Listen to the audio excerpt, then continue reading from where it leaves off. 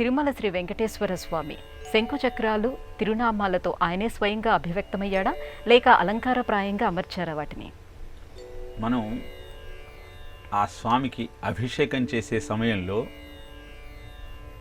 కట్టి వరదహస్తాలు సాలగ్రామంలో భాగంగా గమనిస్తూ శంఖచక్రాలను అమర్చిన వైనాన్ని గమనించవచ్చు. ఎందుకని స్వామి శంఖచక్రాలతో సాలగ్రామ రూపంలో అవతరించలేదు అంటే అద్భుతమైన ఆయన భక్త వత్సలత దానిలో ద్యోతకమవుతుంది.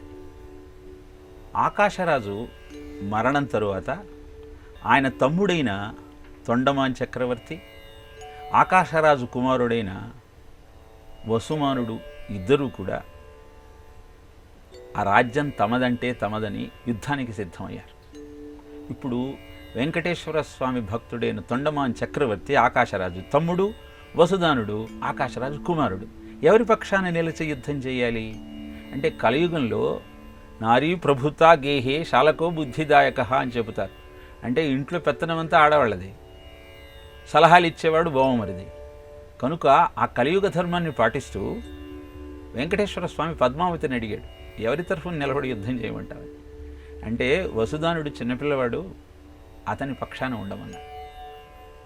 మరి భక్తుడైన తొండమాన్ చక్రవర్తికి ఏమి ఇవ్వాలి అని ఆలోచిస్తే తొండమాన్ చక్రవర్తి నీ శంఖచక్రాలను రెండింటిని నాకు ఇస్తే వాటితో నేను నీ మీద యుద్ధం చేస్తానన్నాడు. విచిత్రం ఏమిటంటే ఆ చక్రాన్ని తొండమాన్ చక్రవర్తి వసుదాను మీదకి ప్రయోగిస్తే అడ్డంగా నిలబడ్డాడు వెంకటేశ్వర స్వామి. అది తాకి మూర్ఛపోతే అది చూసి భక్తులిద్దరూ మా స్వామికి మేము అపకారం తలపెట్టామే అని యుద్ధాన్ని వివరించి ఆ రాజ్యాన్ని భాగాలుగా పంచుకొని పరిపాలిస్తారు.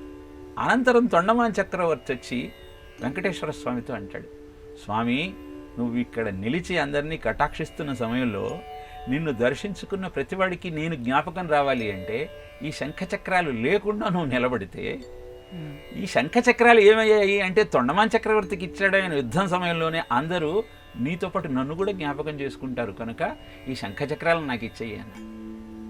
అలా స్వామి కటివరద హస్తాలతోనే వైకుంఠం వా పరిత్యజ్య మద్భక్తాన్ త్యక్తుమిచ్చసి మేతి ప్రియాతి మద్భక్త ఇది సంకల్పవానసి.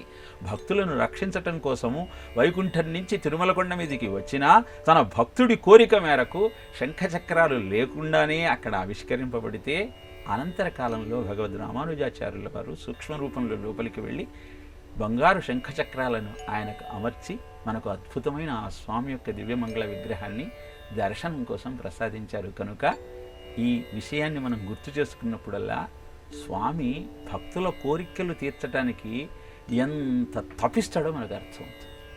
అదే స్వామికి శంఖచక్రాలను ప్రత్యేకంగా అమర్చటంలోనే ఆంతర్యం.